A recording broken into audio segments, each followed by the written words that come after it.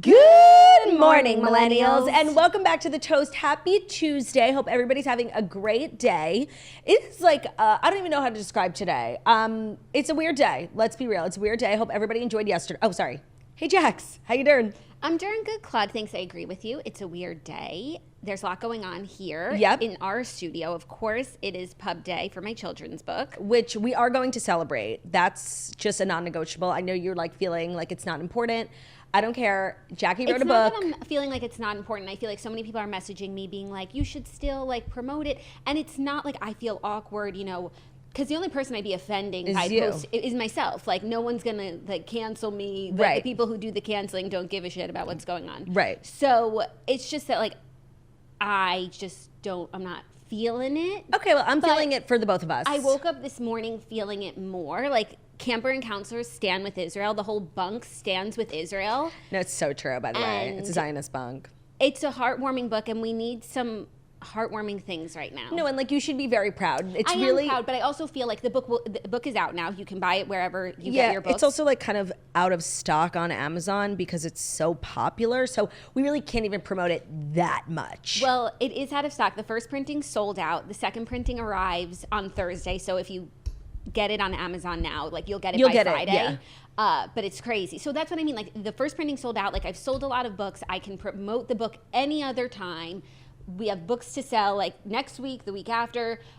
So it just felt a little less imminent that I go so hard today. But I am really excited. And I'm mostly excited to hear what you guys think about the book. If you pre-ordered the book, Barnes & Noble shipped it out this weekend. Let's talk about the unprofessionalism of Barnes & Noble. I'm kind of obsessed, sorry. Like, me too. Because also if you ordered it on Barnes & Noble, like you're not like other girls who just went to Amazon, you know, Prime delivery. You're probably like a real patron of literature. Because you know who ordered it on Barnes & Noble? Dana. And she's a patron of literature. Like I said, patron of literature. So she got it a few days ago, sneak peek. So if you ordered it on Barnes & Noble, you probably have it already.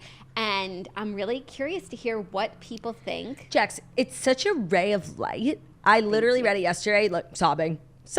It's so good. I'm so proud of you. I hope everybody picks up a copy. The thing is, it is that book. You think it's not, but it is. It's really wonderful. I've sent it to a few influencers too, and they like sent me pictures of their kids like reading it and loving it, and it's so nice to see just like kids with the book and enjoying it because it's for kids. The illustrations are so bright and colorful. The message is heartwarming, you know. It's a message of strength. The counselor's not molesting the camper. Like, oh my God.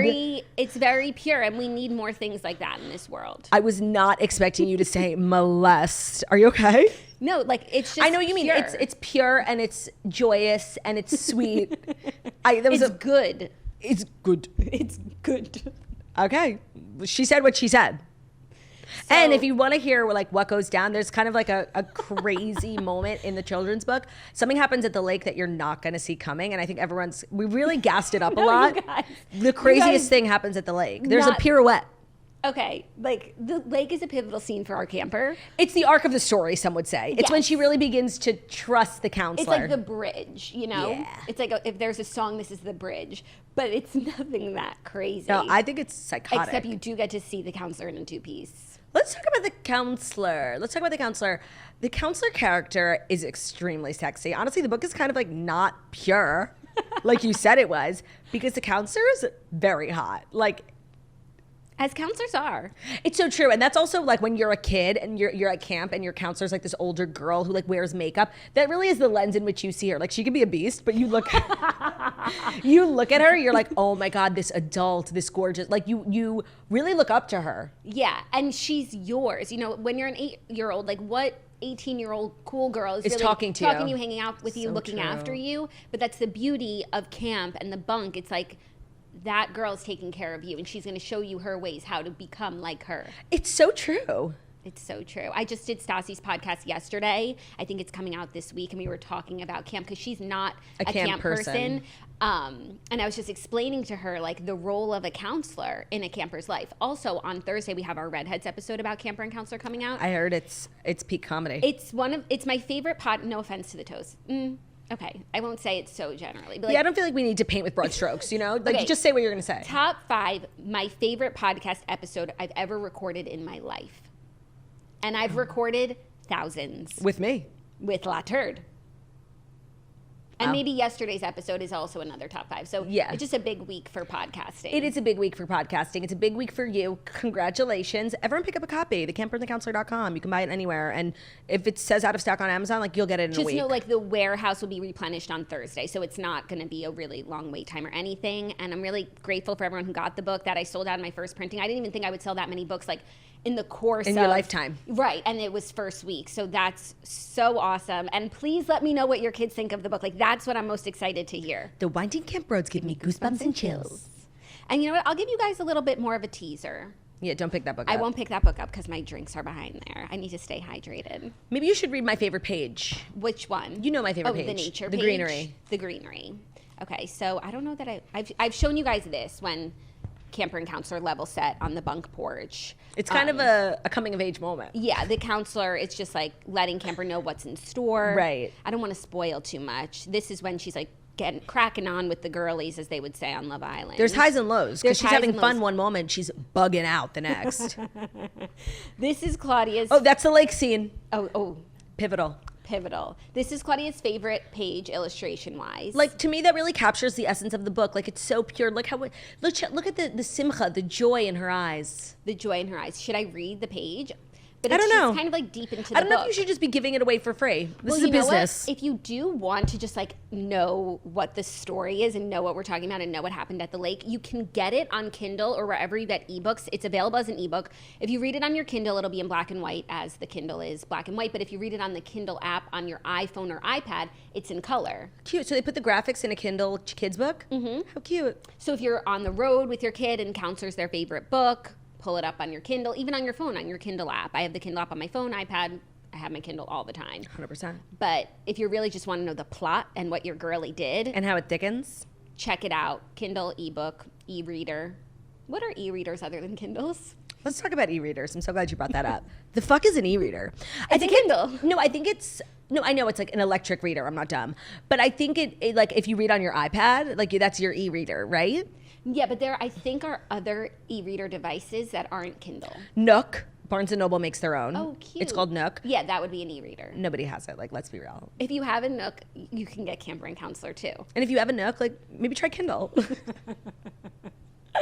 So honestly, I have to say, I'm so looking forward to doing this episode. I feel like I have not been off my phone in the last 4 days. And I'm just actually like really looking forward to talking about moronic lunacy. Like meaningless coverage of things that don't matter. Yeah. And I did Sassi's podcast yesterday after doing ours. I was feeling like, how am I going to get out of it? Switch gears.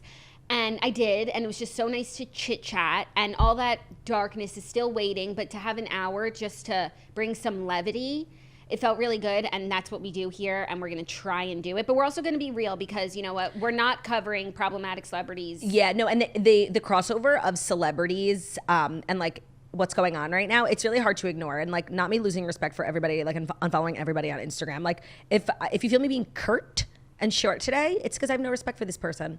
Yeah, but I chose stories from unproblematic people, some people doing some great things, some people doing some mindless things. Also good. Good. Kelly Ripa has to get up in the morning, so. Has Kelly spoken out? Oh, my God. Has Kelly spoken out? I wouldn't know. I'm afraid to check. But now it could have expired. By the way, you would know, because everything Kelly does is headline news. It would have been a People magazine story today, so. Let me check in on our friend K-Rips. I don't want to. Nothing in feed. But I'm not going to slander until we know for sure. No, nothing on her story. But maybe she posted when it happened. And yeah, no, whatever. Like I don't want to be that person. Probably not. Maybe. But just interesting to note. Interesting to note. Maybe on her show she'll say something. Probably not. But maybe. Maybe. So we're just going to try our best to be the girls that you know and love. Because honestly, I feel like I really need it today. Yeah, me as well. So. Anything else new with you that you want to share with the class? Yes. What? I thought you'd never ask. I watched Beckham. I know it literally feels like a lifetime ago. It was like BW, Before War. And I enjoyed it so much. Like I think maybe it was a little bit before my time. I wasn't invested in pop culture when David and Victoria Beckham took on the scene. You were 6. I was 6, and I was American. So I didn't realize like how much of a big deal it was in the UK. I was obsessed. I thought the documentary was about their family and them. It's about David. And of course that includes parts about Posh, but I'm obsessed. And I just had like so many thoughts on the whole thing. My introduction to David Beckham, and I really wish they had spoken about it, was Bend It Like Beckham, the best movie of all time. Keira Knightley's. They didn't mention it? Not once. I was shocked. Because I feel like that's obviously he's storied. He scored that goal from the half line. Right. I watched the first 5 minutes. If you can. Half line. What's it called? Midfield. Midfield. I watched the first 5 minutes. DW during warm. Oh, I was trying to get out. Yeah. Some things are a little too mindless, like, you know. Yeah, no, but it's a fine line. It's a tough line to walk. But he's obviously a great soccer player. Would have been always. But I feel like having a movie with your name in the title, and such a great movie, right, adds to your legacy. 100%. It was really, and they didn't mention it. I was shocked and disappointed that they didn't bring it up. I did want to say, like, my takeaway though, and I don't know if this is everyone's takeaway, I didn't realize how much David Beckham had been through. Like, did you know that thing at the World Cup? No. So he's like the best player. He's literally 12 years old and he's the best player in the entire world. And so England taps him for the World Cup team. They make it all the way to the finals. They're playing Argentina. Argentina versus Britain. There's like history there in history, but also in soccer. Like, it's a big matchup. Some like asshat player who actually ends up being filmed in the documentary, he gave his take on it, like shoves him to the ground, like whatever. And David gives him a little kick. He gives him a little thrust with his leg, gets thrown out of the game. England is distraught. They're furious at him. Like, talk about being canceled. Furious at him. At David being like, that's so petulant and immature. He was literally 22. And like the other guy started it. So you know what? And it was such a minor offense. It's really, they say, worthy of a yellow flag, not a red flag that gets you thrown out. Did the other guy get thrown out? No. But the other guy was in the documentary. I smell a conspiracy. The other guy was in the documentary, and at the very end, he was like, did you feel like they overreacted and he shouldn't have gotten a red flag? And he was like, yeah. It was like a really big deal. It's like, if you know the history. Oh my God, was he canceled? He could not, like, he couldn't even fly into the country. Like, he was so hated. I had no idea about that. So whatever, I'm learning all this about his career. And what I learned, and I don't feel like this was the intentional takeaway from the documentary, but like, what a losery way to go out. Do you know how he ended his career? In LA, right? Okay. In LA, which isn't losery. It's like, he made $250 million to play for like a year. But what I didn't know at the time is, like, while the LA Galaxy was pouring money into their team, the Major League Soccer League, like, wasn't pouring money into the league. He was literally playing on, like, in parks. Like, it was like low budget energy. And it was so weird to see, like, this prolific player playing on, like, former football fields. They had, like, the numbers, the yards, like, etched in. Yeah. And he moved his whole family there.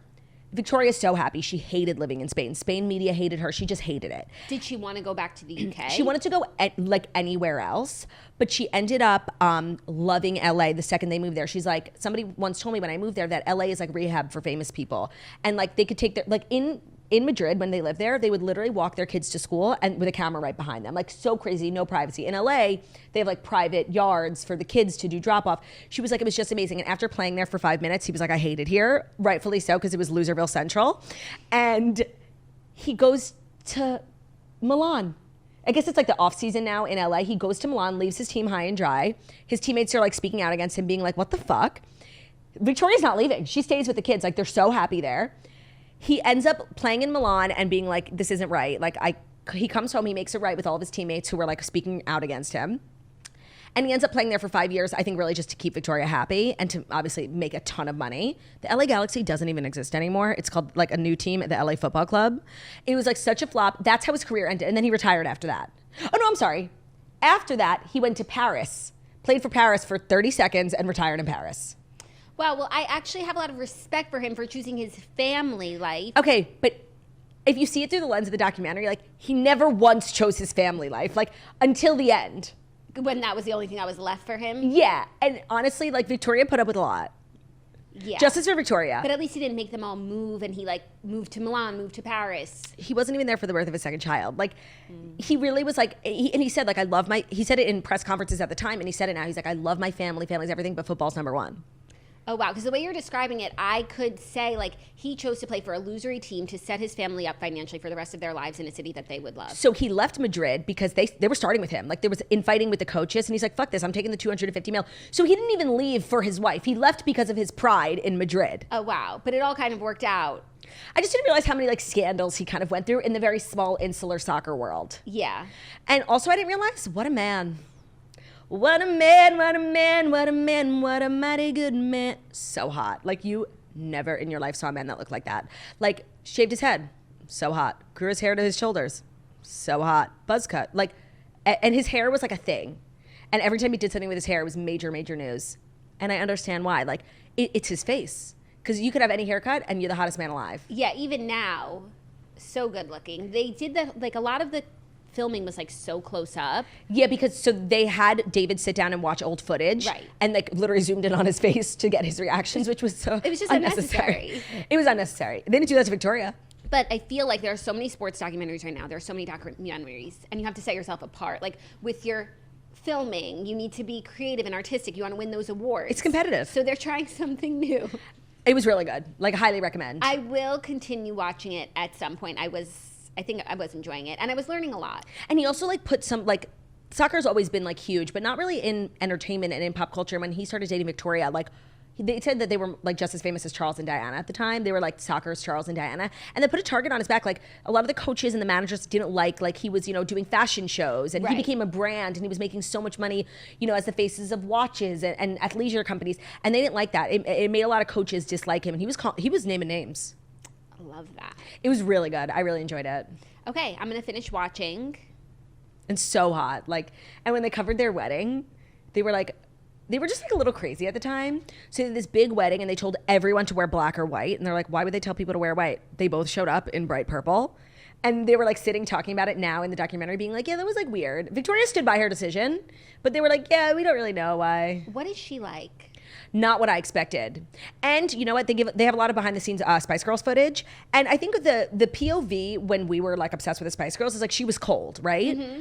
No, she was like, I was really awkward and I didn't really know how to deal with a lot of what was going on with the Spice Girls, but then also with David. So I just like stayed silent. And so many of the other girls were so outgoing. So I just like let them do their thing. And and that really translated into a lot of how the media talked about her, like stone cold ice queen. But she's really not like that. And she was fiercely defensive of David. And she's like, I hate football. I hate soccer. She was literally calling people out by names, like shame on you, shame on you, shame on you. Like she was very involved in everything. But also, oh my God, and he just loved her so. Like he would be in this training driving 7 hours to London because he was in Manchester, driving 7 hours there and back to hang out with her for 20 minutes. Like, and it made a lot of his teammates really mad that he wasn't focused. He didn't care. Oh, he loved her so, and still does. Then there was the infidelity thing, and we talked about it last week. No, they pretty much said he cheated.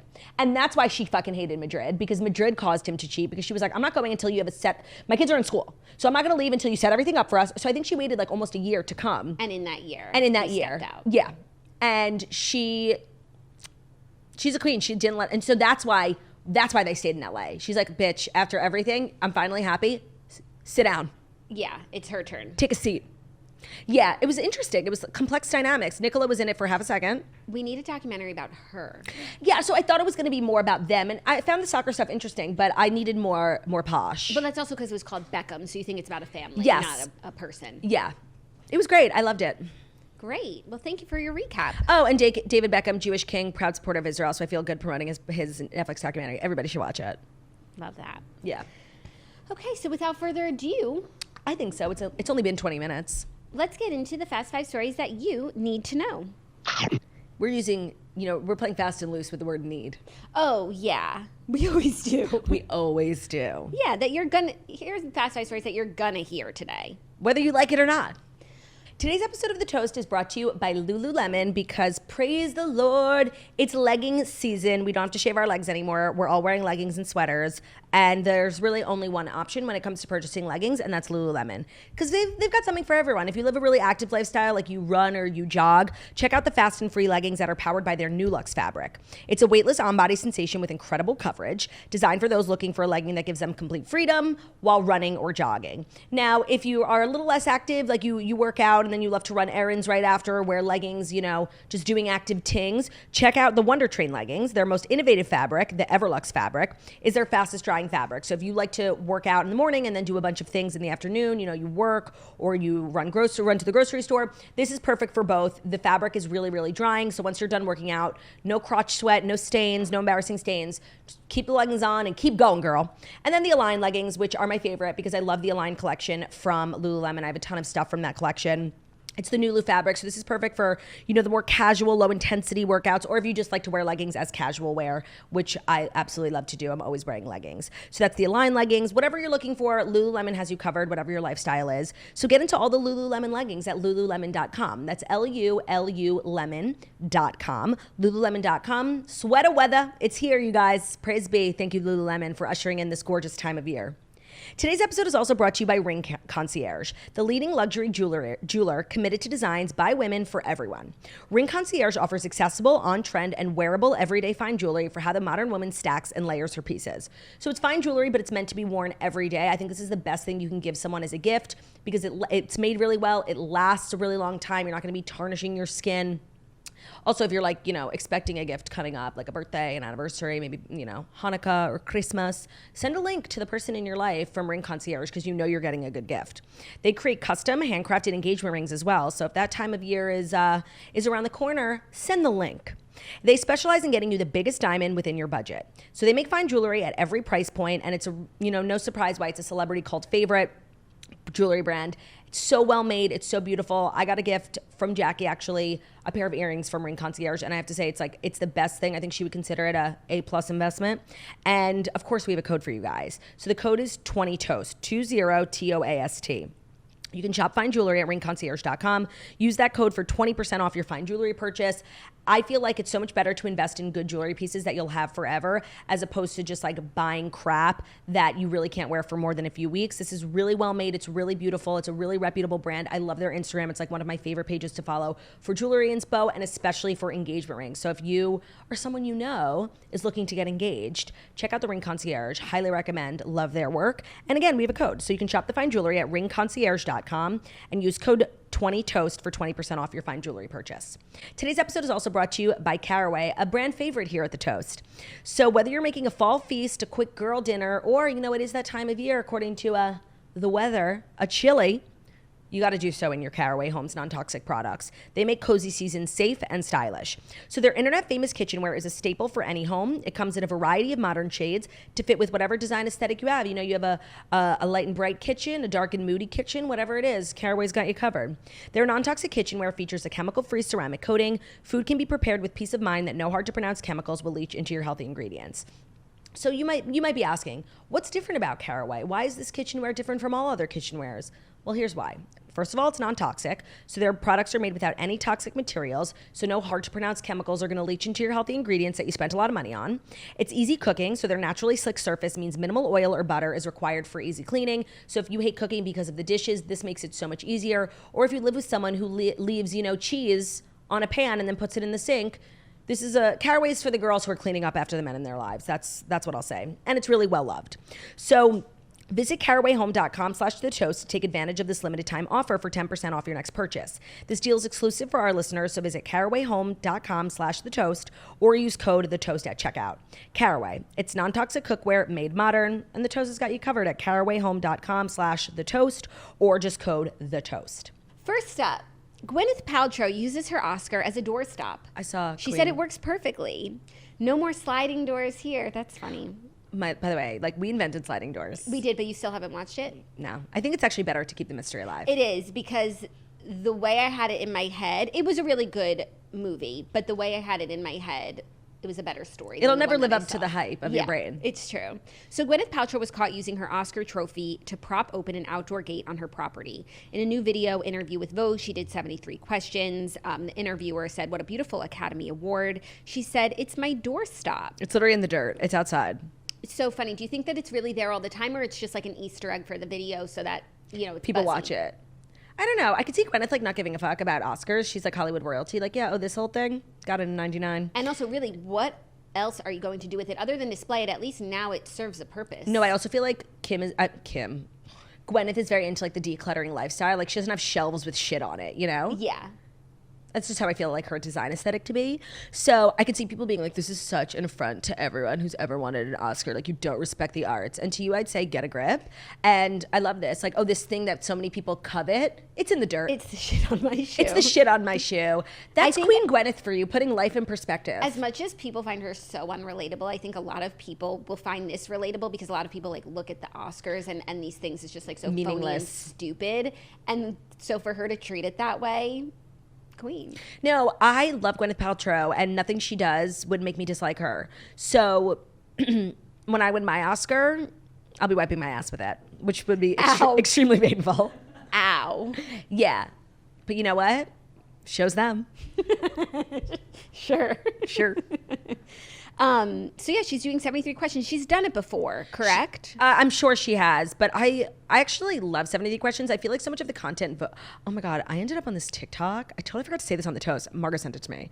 This girl was like, I am watching a Vogue Beauty video. You know, they've like, what's in my bathroom or whatever.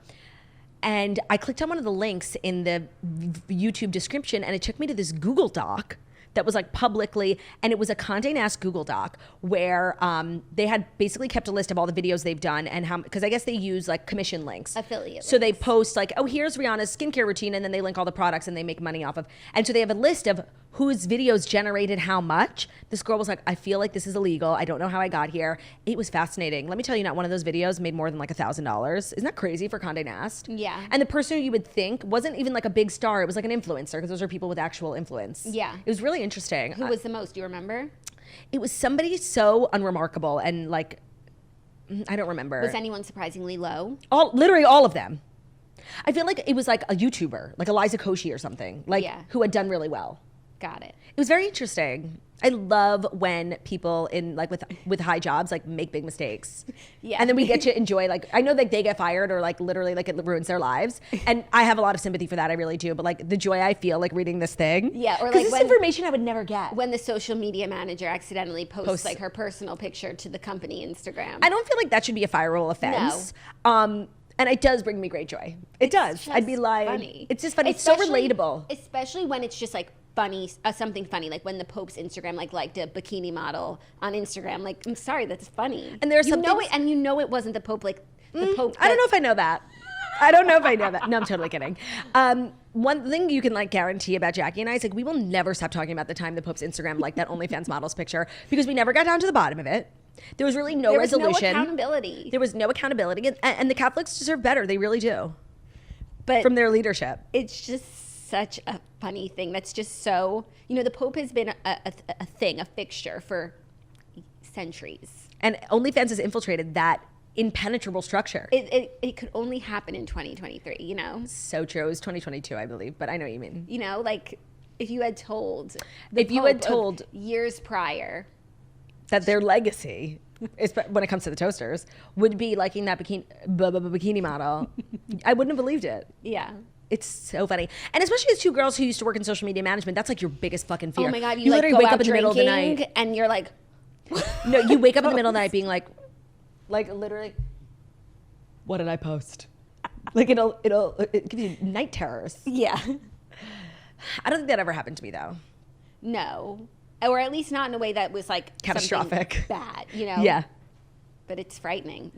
It's not good. You guys, no matter how you look at it. It's really not. I don't know how we got here. Oh, Condé Nast. So I just love Gwyneth. Like, unrelatable, inaccessible, rich, out of touch, and I want nothing else but that. And keeping it real. She doesn't change. It's not like they're like, Gwyneth, you're not reading relatable to people. Like, maybe try going to McDonald's. Right. No, she has built a $1 billion brand off of being completely inaccessible. It's beyond inspiring. Yeah.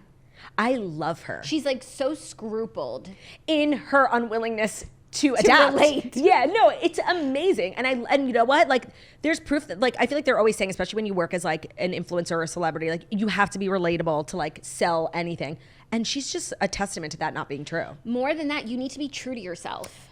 Authenticity reads more than relatability. Authenticity greater than relatability. Who'da thunk? Me. Gwyneth. I love her. That's the lesson of the day. Yeah. And also, Amongst others. the lesson of the day is if Gwyneth Paltrow's doing an Instagram Q&A, tap through every story. It's the funniest shit you'll ever see in your life. That's the type of person, like, she has nothing to lose. Like, she can't get canceled. Like, she doesn't give a fuck. Yeah. Love. Are you ready for our next story? I guess. A little tea on Kris Jenner and Caitlyn Jenner. Oh, I saw this. So, Caitlyn sat down for a British daytime program called This Morning and revealed the sad truth that she no longer has anything to do with the famous momager, despite having been married for 22 years and sharing 2 daughters together. So Caitlyn's remarks were said to have caused some family drama between the Kardashian-Jenner clan. A source close to the pair has shed light on her reasons for their rift, claiming that the exes no longer have anything in common aside from a lack of desire to fix their broken relationship. The insider exclusively added to DailyMail.com that Kris believes Caitlyn to be a completely different person to the one she married in 1991, and that despite that's putting it mildly. Sorry. It's like Kris believes her to be, no, like she is a completely different person to the one that she married, and despite once sharing a life together, they would now have trouble maintaining a conversation without it becoming awkward. I imagine it's awkward. The thing is, I wouldn't expect these two to really ever be friendly, except for the fact that, like, they co-parent 2 kids, and, like, I'm sure that's actually really hard on Kendall and Kylie. However, I do feel like Caitlyn, like, talks a little too much. Kris never talks about Caitlyn, ever. She doesn't need to. Caitlyn kind of does. And it just, I feel like every time she's like, Caitlyn's in this documentary about the Kardashians, like, she does a little too much, and it drives a wedge even further between her and everyone. But I do wonder, like, how they deal with the kids. Well, the kids are grown, so it's not like it's your parents and they're looking after you and they have to communicate about dropping you off for soccer practice. So it's like Kendall and Kylie can spend time with whomever they want and move on with their lives. It's just like, it adds an element of awkwardness. Yeah, it does. But here's the thing. Both Caitlyn and Kris are staunch supporters of Israel. Therefore, I'm staunch supporters of both of them. And that's where my loyalties lie today. And it seems like they're not trying, like this person said, they're not trying to make it work. They are both, only thing they agree on is that they don't want to fix their relationship. Which is fine. Which is fine. Like, communication and relationships are not for everyone. No, not every relationship is meant to last forever. Or meant to be fixed. Like, just leave it broken. Move on. Yeah, better than, like, honestly, sometimes trying to fix shit just makes it worse. And also, the dynamics here are so complicated, intricate. Yeah, it's so true. Between, like, the money and the fame, like, and the transition. Of course, being married to one person who then becomes a different person. 100%. I can't pretend to know what that's like. Right. This insider said Kris is still trying to deal with the transition. A man she fell in love with and had kids with is no longer around. It's as if he is dead, and she already has one dead husband to deal with. And all those emotions, it's easier to separate from it than to meet it head on. For sure. I can sympathize with that. Yeah. They say, like, when someone transitions, it's really considered like a death of that former person. Right. Even when you use their own name, it's called a dead name. Right. So I don't think these two need to really work it out. I'm not holding out hope for that either. No. Wishing them well. Wishing them well as well. And speaking of some Jenners who don't seem to be problematic today, Brody Jenner is making coffee with his fiance's breast milk. Okay, I saw this. And I wanted to get your thoughts. Well, here's the thing. My thoughts are really complex because, my ass tried Olivia's breast milk one time just because, like, I was curious, It's not something I'm necessarily proud of. I just thought it's, like, important context before I drag someone. It's gross. And it's weird. But they ran out of almond milk. What else were they to do? Oh, I don't know. Regular milk? No, like skim. Have your coffee black. 2%. Run to the store. Creamer. Go puff. Half and half. Like, I could go on. Yeah. Like, don't they live in Malibu? There's farms everywhere. Get some unpasteurized shit. They probably have a cow out back. No, this is weird. However, I'm aware of the, medical benefits of it's like good for you. There's no more nutritious product on the planet. Full of vitamins and nutrients. Yeah. So I love someone putting their health first. I do. But we were just having this conversation. We were talking about breast milk, like, being dairy. So it's definitely has dairy properties, especially if you eat dairy and then nurse. But some mothers will find that their babies are lactose intolerant. Right. So they cut out dairy so that it's not in the breast milk. And then that milk wouldn't be dairy. Right. So I don't feel like it would even... I don't think it would even make for particularly good coffee. Yeah. How did he say it tasted? It was definitely like Instagram shtick. It's a bit of a bit, and I'm just finding it very interesting. I'm just obsessed with breast milk, And it's, no, we know. And if you have... Wow. Mamas. Oh, shut up. Mamas. Victim energy. Why can't I be obsessed with breast milk? I asked Jackie to move her water, and she was like, I need to stay hydrated. I'm a breastfeeding mama. Like, don't weaponize your breasts. No. I need to stay hydrated. I'm a breastfeeding mama. Weaponizing your breasts. Period. Weaponizing your breasts. It's just, it's so fascinating to me, I know. breast milk. And I feel like it should be to everyone. It's not medical, it's a natural marvel. Marvel, for sure. For babies. And I'm just glad to see, like, Brody Jenner. He used to be the talk of the town. Drinking tequila. Out at Ledoux. Ledoux. And now he's at home having a cup of joe with some breast milk. Titty milk. I think it's beautiful. It's nice to see how people evolve, that's for sure. Yeah, it's a beautiful story of evolution. And I love to see, like, his respect for breast milk. Like, that's just a funny picture. It's a cute picture. Also, the thing about Brody Jenner is, like, he's really hot. And he always has been. And I feel like maybe he always will be.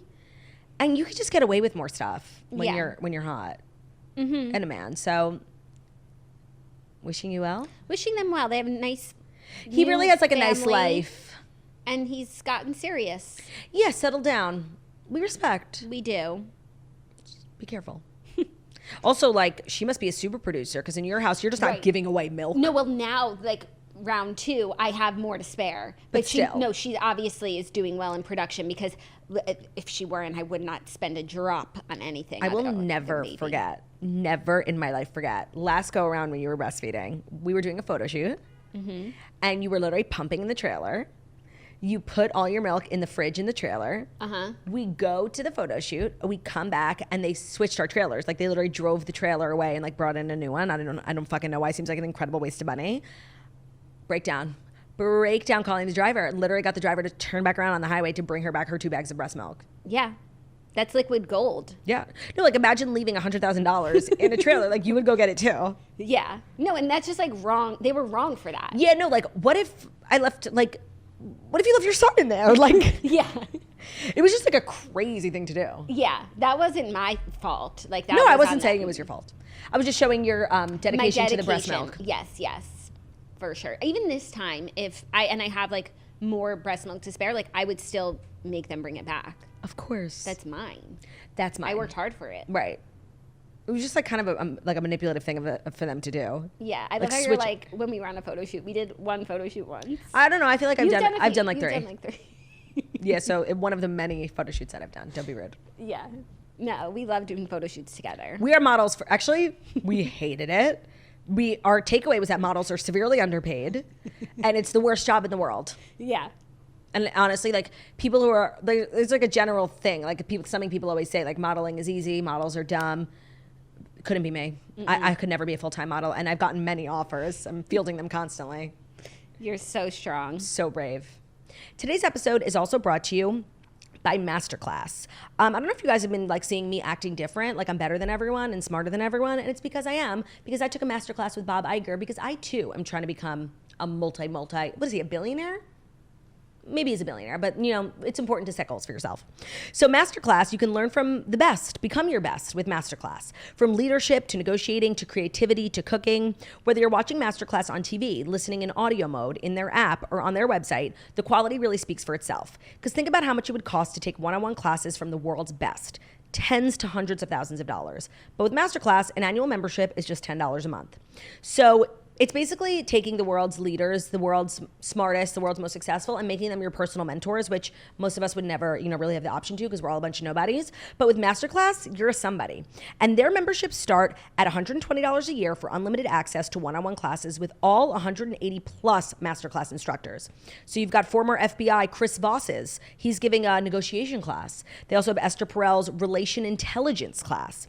It's really amazing. It's unparalleled access to some of the world's best and brightest and most successful. And if you're looking to like level up in your business or level up your self-image, there's so many different reasons why someone might want to take a masterclass. It's also an amazing thing to give to someone. I know Jackie got it for someone in her life who is in the arts and they loved it. So boost your confidence and find practical takeaways that you can apply to your life. And right now, our listeners will get an additional 15% off an annual membership at masterclass.com/toast. Get 15% off right now at masterclass.com/toast. That's masterclass.com/toast. Are you ready for our next story about someone who's actually strong and brave? Yes. Netflix's Fauda star, Lior Raz, joins his brave brothers-in-arms on Israel's front line to help rescue trapped families near bombarded town of Sderot after Hamas's bloody invasion. So I've been seeing this on Instagram because Lior Raz is on the show Fauda, which I don't watch yet. I know, I need to watch it. It's this Israeli show that's like so popular here in America. Yeah, and it's about, I think, situations similar to what's happening in Israel right now. It's like Mossad energy vibes, whatever. And he is arming up to help rescue innocent civilians in the isolated town of Sderot, which is right near the border, and is constantly hit heavily during these conflicts, and especially this week. Not to make everything about us, but he did speak at our high school. He did? It was like such an affair. Like it was for the students, and like literally alumni were breaking down the door to get in because people love him so much. Had I graduated already? Yeah, like 2 years ago. Oh, okay. It was such a big deal for the community. I love this man. I respect this man. I would lay my life out on the line for this man. And this is true heroicism and bravery. And we stand. I got to start watching Fauda. Yeah. I also heard it's just like a great show. Heard that for years. Life imitating art. You know what I was thinking about last night? Bar Raffaele. I feel like for so long she was like the only Israeli representation in like American entertainment and media. And now she has a dartboard with Gal Gadot's face on it. Yeah, no, like Gal Gadot came, snatched her image up, but then Bar Raffaele went through her own sort of like distressing times. I think she evaded taxes, understandable, and was facing some jail time in Israel. Yeah. Queen. What's she up to now? I don't know. Let's check her Instagram. Yeah. No, I agree. I feel like for so long she was one of the faces. No, and then like there was that song about her. Really? Like Bar Raffaele Giselle. No, that's Brazilian. Bar Raffaele. What song is that? Oh, she's popping off. Of course she is, because she has a duty Follow. to outdo Gal Gadot. Follow. Our next story is about Gal Gadot, though. Of course, Queen, because Wonder she's Woman. On set with Jason Momoa, filming a movie tied up on a rooftop in Venice. They're filming a movie called In the Hand of Dante. Okay, I want to say something. Please. And I would never speak ill of my Israeli queen, Gal Gadot, even though what she did with that Imagine video, she should be I think she's thoroughly ashamed. No, and honestly, like, has she not been punished enough? I think she has been. But it's important to remember, like, I don't want to send hate her way, but like, it was her idea. But I feel like it's misogynistic to put it all, and maybe anti-Semitic, to put it all on her. There were a number of celebrities in that video. Oh, no, for sure. But she, like, started the group chat and, like, she gave out the parts. She was kind of like the choreographer. I know, I hate to, in times like this, to send any hate her way. Because she's a queen and I love her. But I had something else to say, not even about Imagine. I have, like, a hot take. I think I know what it is. Like, besides Wonder Woman, like, Gal Gadot's movies are not good. Well, you obviously didn't see Keeping Up with the Joneses. No, I didn't, but I saw Death on the Nile, and, like, she was just not giving good acting. Like, yeah, that's what I'm sorry, you know what? I feel like this is really not the time for me to hate on the Israeli actress. I take it back. Like, yeah. I really take it back. No, she's a queen. I like her movies. She's the most beautiful woman in the world. Mm-hmm. I would take a bullet for her. Mm-hmm. And it's as simple and as complicated as that. Well, now she's in a movie with Jason Momoa, which got me thinking about Game of Thrones, because I feel like since, like, all the Sophie Turner stuff and everyone's, like, evaluating her career, and TMZ's like, she hasn't worked since Game of Thrones, like, who would you say is the most successful Game of Thrones actor? Jason Momoa. Right. And spoiler alert, he was killed off in season 1. Like, maybe it's so that's crazy. why, because he had to go and find other work, while the other actors were, like, resting on their laurels of this 8-season show they thought might go on forever. The thing is, I would say he's the most successful, but I would say him and Sophie Turner are, like, equally famous. Yeah, but Emilia Clarke's also really famous. Yeah, but she's not. I think she's on a lower level than just Sophie and Joe. Her personal life doesn't seem to be interesting. Right. No, and like she did that one movie with the guy in the wheelchair, and like what else after that? Me Before You. Which like she did a holiday rom-com for Netflix. Even I didn't watch it. Yeah, that's yikes. And I love her, and I love Holiday, and I love watching stuff on Netflix. It's true. So I don't know where it went wrong. It's Yikesville. Yeah. If you're not even watching honestly, it's just the category's too saturated and inundated, and it became overwhelming for me, and I had to back away from the whole category. Toxic environment. Dare I say Netflix like ruined those holiday movies? They dare say they commercialized them too much, and like Hallmark had this amazing thing going on, and Netflix just straight out copied it with like bigger budgets and bigger celebrities. And honestly, the beauty of Hallmark is the lack of money and the lack of celebrities. Like it was wrong. It was wrong what they did. No, and they have all these huge movies with like the Brooke Shields one we watched that recently. Horrible. Even they got Lindsay Lohan to come out of retirement back into That one was good. I didn't watch it. I liked it. I'm sure it was good. I liked it, yeah. Oh, they have that one with Vanessa Hudgens. That was like the one thing that they did. They were like, let's test out. Let's steal Hallmark's whole brand and see if it works for us. And they did it with Princess Diana Story, whatever it's called, with Vanessa Ann. Don't forget the Ann. And it popped off. And they also did that other royal, right, the first royal, one they a did. Christmas Prince. A Christmas Prince, and those were two nobodies, and it was hugely successful. I think they need to go back to the nobodies. I was happy for Vanessa Ann, like for real, but I was sad for Hallmark. I can't lie. Like this was their homegrown idea. Yeah. Just completely stolen, like their intellectual property snatched. You hate to see it. You hate to see it. But I feel like they came out on the other side. Yeah, they still do what they do. Like for Netflix, it was a trend, and they were just like hopping on the bandwagon. So it wasn't authentic. It was not authentic, but Hallmark is still doing what they do best. Yeah. What were we saying? Game of Thrones. What were you saying? Emilia Clarke. Oh yeah, no, she like kind of like fell off the face of the earth. Right. So who's the most successful? Jason Momoa. Because who else? Because who? Even like Jon Snow, literally hasn't been in anything. No, there was a moment there because he married the Rose Leslie. the wildling. Yeah. There was excitement there, and there was she like was in Downton Abbey. Yeah, but you're right. Small part. What happened there? Oh, Hottie McGee. Hottie McGee. Jamie Lannister. He's good too. He's Other in- Hottie McGee. I think his name was Richard in real life. Madden. Yeah, the bodyguard. Oh yeah. Hottie McGee. What happened to you? He does stuff. He works. He should be in Bridgerton Yeah. as one of the brothers.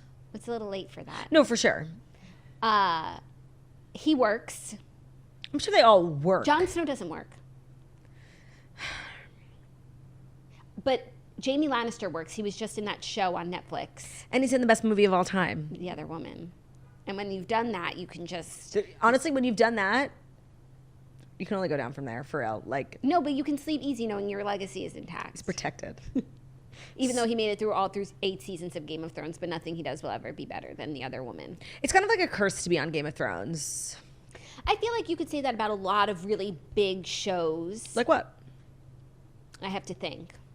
Like, what are the Succession people going to do next? Nothing. Amazing question. I saw Shiv in some Apple TV show. Like, it looked so bad. Sending prayers and thoughts to her and her whole family. And it's also like lightning doesn't strike twice for most people. For Jason Momoa, it did. Yeah, but maybe there's a person who got struck by lightning twice. It's Jason Momoa. Let me tell you why it happened for Jason Momoa. And I think it's like, here's the lesson of the day.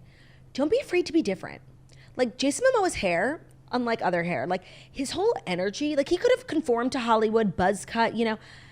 He just, like, was so himself in such a unique way. I've never seen someone so good looking and so different looking than other men. You know, I don't think there's anybody who looks like him. And his looks, I'm sorry, it's not really his talent. It's his looks that took him as far as he did. I'm sorry. And he just, like, stood with his look, you know, which was unorthodox. Yeah. That's the lesson. Be yourself. That's what we're saying. That's what we said about Gwyneth. Stay true to yourself. Those colloquial, like, cringy things are so true sometimes. Yeah, like the things. Be yourself. Everybody else is taken. Everybody else sucks. That's better. Yeah. That's more better. That's more better. The things that like the teachers have. What's popular is not always right, and what's right is not always popular. If that ain't the damn truth. It's so true. I need more like quote cards, inspirational quotes in my life. Maybe for my next apartment, that'll be like my design aesthetic. Teachers, we have so many teacher toasters. Send me your best, teachers, where do you get those things? Scholastic fairs for sure. I don't know. They always have them like right in time. I got another one for back to school. I got another. Wait, it was just with me. Of course, the golden rule. That's what I was going to say. Do unto others as you would have others do unto you. I don't love that one. Easier said than done. No, it's so true. And also, like, who is this other? Yeah. What's their history with me? Right. Context. Do unto others as they deserve to be treated by you. That's bad. I also don't love an eye for an eye makes the whole world blind. If I'm blind, bitch, you better be too. I completely agree. And it's just one eye, really, so you could still see out of the other. So true. But actually, if you came for my eye, I'm coming for both of yours. Like, yeah. Fuck around, find out. That should be on the teacher inspiration Mess cards. around and find out. You know what? I absolutely love the toast. You know what else the teachers need? The camera and the counselor. And that's called a callback, you guys. That's called full circle. Teachers, mamas, grandmas, grandpas, dads, caretakers, aunties, godmothers, godfathers. This is for you. If you're not watching on YouTube today, you dismiss like an A+ joke. The Godfathers need it. You come to me on the day, on my pub day. So disrespectful. My nose is running. So that's a wrap. That's all she wrote. That's all I wrote for my first book, The Camper and the Counselor, my children's book. It's here. I worked so hard on this book. This story has been living rent-free in my mind for 5 years, and I'm so glad that you guys will be getting copies in hands today. And if supporting Jackie like isn't reason enough, let me give you another reason why maybe you should buy this book. It's no secret that there's kind of this divisive energy here at Toast headquarters. The fact that your first book was written about our other sister, like not me, right? The other sister who doesn't work with you every day. No. And I'd be lying if I said it wasn't hurtful, but I understand how the story came to fruition in a very organic way.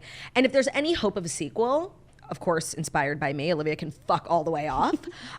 She has not been campaigning like you. Okay, good. This one has to be successful, because if this one flops, and this book already is a success, like I said, we're out of printing, but if it's like such an enormous success and there's so much demand for a sequel. That I can't not. Trudy Lou goes to the zoo? Except she will be Trudy Lou, because I'm not going to write a children's book about Trudy. I'm just not going to do it. Why? I feel like it's a really good way of introducing young people to the joys of bowel movements. Perhaps. But maybe Trudy Lou makes a Trudy Lou. Maybe. But she's got to be Trudy. Well, you know what? We'll talk. We'll talk. My people will call your people, and let's see how this one does. Ben will give you a call. Zach looks forward to answering. So that's our show. Thank you guys so much for listening to the Toast the Millennium Morning Show, where we deliver the fast 5 stories that you need to know every Monday through Friday on YouTube. So if you're watching this on YouTube, please feel free to subscribe and give this video a thumbs up. We're also available as a podcast anywhere podcasts can be found. So Spotify, iTunes, Stitcher, Public Radio, iHeartRadio, CastBox, all the places where we listen to podcasts. Find us the Toast, leave a 5-star review about how beautiful, stunning, and wickedly talented we are. Hope you guys have an amazing day. We will see you tomorrow for Hump Day. Love ya. Bye.